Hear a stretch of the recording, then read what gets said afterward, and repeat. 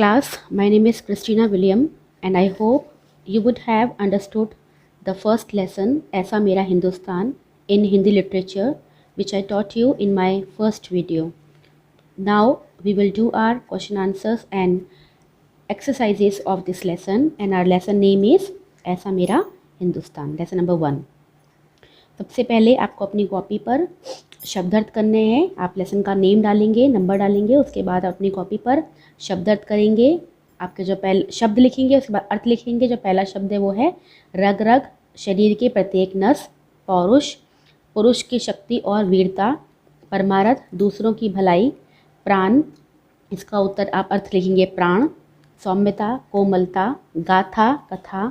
तजना, त्यागना. अपनी कॉपी पर आप ये 7 जो आपके वर्ड मीनिंग है या आप 7 वर्ड मीनिंग अपनी कॉपी पर लिखेंगे. इसके बाद आप पेज नंबर 11 पर आइएगा और इसमें आपको देखिए कविता की निम्नलिखित पंक्तियों को पूरा कीजिए. फिल इन द ब्लैंक्स मिलेंगे. आप अपनी कॉपी पर देखिए ये आधे हैं, आधे अधूरे हैं, इनकम्प्लीट लाइन्स है.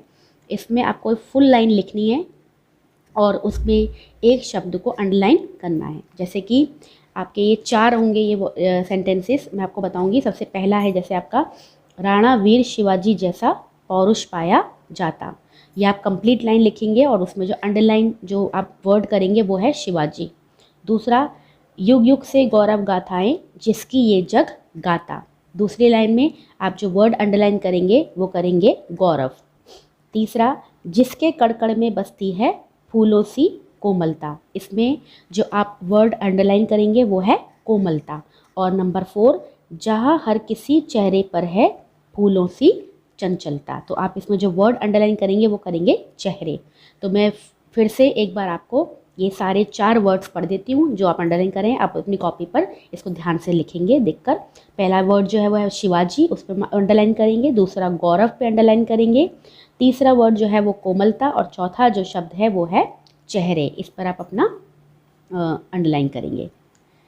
इसके बाद आप इसी पेज पर नीचे बहुविकल्पीय पर आएंगे और बहुविकल्पीय प्रश्न में जो आपको एक उत्तर को अपनी कॉपी पर लिखना है. आप प्रश्न उतारेंगे और अपनी कॉपी पर इन चारों ऑप्शन में से एक राइट ऑप्शन अपनी कॉपी पर उतारेंगे. जैसे पहला है संसार में किस देश की गौरव गाथा युगों युगों से गाई जाती रही है. तो पहले आप प्रश्न में जो उसका उत्तर लिखेंगे वो लिखेंगे भारत. दूसरा, भारत के कड़कड़ में क्या बसती है जो फूलों के समान है. तो आप दूसरा जो इनमें से उत्तर आप लिखेंगे वो लिखेंगे कोमलता. तीसरा, गीता किस धर्म का धार्मिक ग्रंथ है. इसमें जो आप ऑप्शन में जो दिए हुए हैं इसमें आप इसका उत्तर लिखेंगे गीता हिंदू धर्म का है. ठीक है ना, हिंदू लिखेंगे. चौथा, कुरान किस धर्म का पवित्र ग्रंथ है. आप इसमें लिखेंगे मुस्लिम. ठीक है, तो पहला जो आपका उत्तर होगा वो होगा भारत. दूसरा कोमलता. तीसरा हिंदू.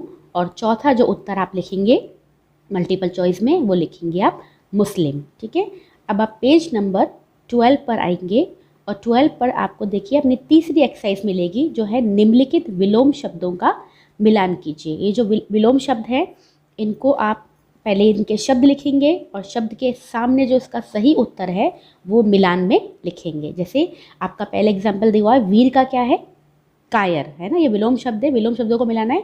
वीर का कायर. तो इस तरीके से अपनी कॉपी पर आप सामने सामने मिलान लिखेंगे. सबसे पहला वर्ड है वीर, इसका उत्तर है कायर. दूसरा परमार्थ, इसका उत्तर है आप लिखेंगे स्वार्थ. तीसरा कोमल, इसके आगे आप लिखेंगे कठोर. चौथा चंचल, इसके आगे आप लिखेंगे स्थिर. और पांचवा फूल, इसके आगे आप लिखेंगे कांटा. तो सबसे पहला जो आपका उत्तर है वो है वीर का कायर. दूसरा परमार्थ का स्वार्थ. तीसरा कोमल का कठोर. चंचल का स्थिर और फूल का कांटा. इसमें आप इस तरीके से लिखेंगे. इसमें जो गा नंबर की एक्सरसाइज है बच्चों आगे जो है शब्द युग्म वाली, इसे आप इसको अपनी कॉपी पे नहीं करेंगे. इसमें फिर इसके बाद आप जो है वो आप अपना 4 नंबर डाल के अपनी एक्सरसाइज में ये लिखेंगे समान तुकबंदी वाले शब्द लिखिए. ठीक है, आपकी पहली एक्सरसाइज कौन सी हो गई, शब्दार्थ हो गए. उसके बाद आपने क्या किया, आपने पंक्तियों मतलब खाली स्थान किए. खाली स्थान के बाद आपने क्या किया, बहुविकल्पीय किए. बहुविकल्पीय के बाद आपने क्या किया, विलोम शब्द. और इसके बाद अपनी आप एक्सरसाइज जो करेंगे वो करेंगे समान तुकबंदी वाले शब्द. ठीक है, तो सबसे पहले आप जैसे आपने दिया हुआ है, इनको भी सामने सामने लिखना है। जैसे पहला शब्द है महान का मकान, आपने देखो स्क्रीन पर शो हो रहा है, ठीक उस तरीके से अपनी कॉपी पर उतारिएगा। गीता का सीता, ठीक है ना। दया नया, चेहरा गहरा, कण क्षण, जैसा तैसा, ठीक है। पहला वर्ड महान मकान, दूसरा गीता सीता, तीसरा दया नया, चौथा चेहरा गहरा, पांचवा कण क्षण, और छठे नंबर पे आप लिखेंगे जैसा तैसा। इसके बाद आपको अब मौखिक और शॉर्ट आंसर्स लिखने हैं। और बच्चों, जो आपकी किताब में मौखिक और लिखित दिए हैं, आपके आंसर्स उस क्वेश्चंस उस तरीके से नहीं है। जिस तरीके से मैंने स्क्रीन पर आप लिख कर दिया है, आप उस तरीके से अपनी कॉपी पर इन आंसर्स को उतारेंगे, ठीक है। ये आंसर्स आपके एक शब्द में उत्तर हो। जिस तरीके से आप मौखिक और बुक में से नहीं, आप जो टीचर हम लोग आपको करा रहे हैं, जो स्क्रीन पर शो हो रहे हैं, उन उत्तर को आप प्रश्न उत्तर को अपनी कॉपी पर उतारेंगे। जैसे पहला आपका जो एक शब्द में उत्तर है, वो पहला प्रश्न है, कविता में आए किसी एक धार्मिक ग्रंथ का नाम लिखिए। तो आपका मैंने दो लिखे हैं, गीता और कुरान। तो आप स्लैश लगा के या लिखकर गीता और कुरान दोनों लिखिएगा, ठीक है। तो कविता में आए किसी एक धार्मिक ग्रंथ का नाम लिखिए, गीता या कुरान। प्रश्न नंबर 2, ऐसा मेरा हिंदुस्तान नामक कविता किसके द्वारा लिखी गई है, ठीक है। तो इसका उत्तर लिखेंगे रमेश राज।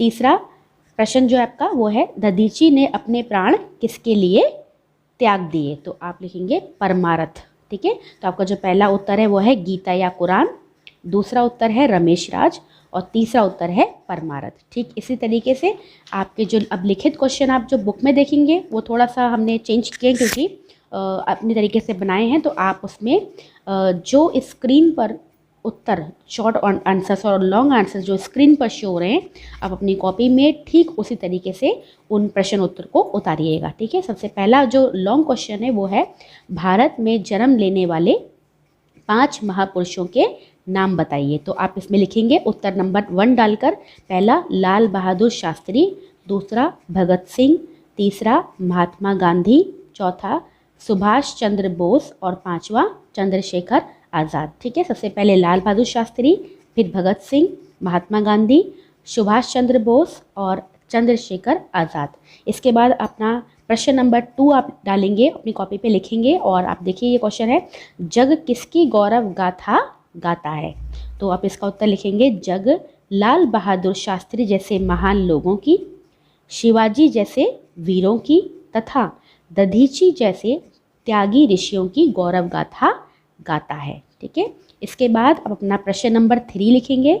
आपका जो प्रश्न नंबर 3 है वो है, भारतीयों की रग रग में कौन कौन से गुण भरे हुए हैं, ठीक है। इसका उत्तर आप उतारेंगे, भारतीयों की रग रग में करुणा, दया, सौम्यता, वीरता तथा परमारथ आदि गुण भरे हुए हैं, ठीक है। इस तरीके से आप तीसरा आंसर भी अपना कंप्लीट करेंगे। प्रश्न नंबर 4, कविता में किन किन महान भारतीयों के नाम आए हैं। कविता में उत्तर लिखेंगे, कविता में लाल बहादुर शास्त्री, कौमा राणा शिवाजी तथा ऋषि दधीची जैसे महान भारतीयों के नाम आए हैं, ठीक है।